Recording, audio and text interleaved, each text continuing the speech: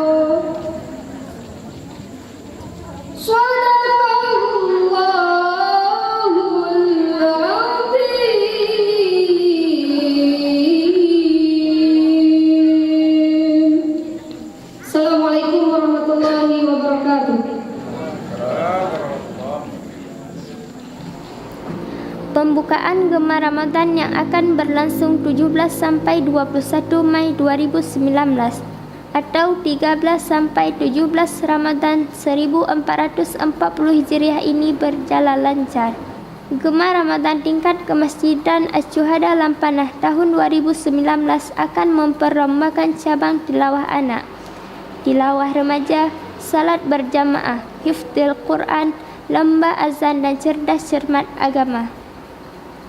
Dan juga dimeriahkan oleh Qori Internasional Ustadz Dr. Feriza Hasan SPDI yang membuat para pengunjung terkesima.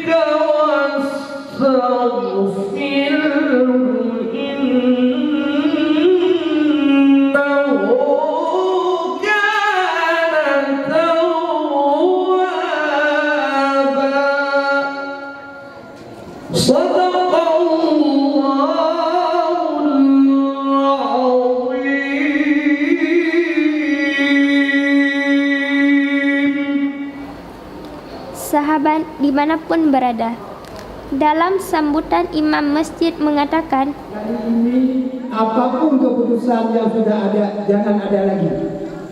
Cukup, apalagi kita menghadapi bulan Ramadan. Jangan ada dendam, mungkin di tahun yang lalu ada yang kurang. Selesaikan dulu. Jangan waktu kita panggil peserta ada yang ngadu tidak mau.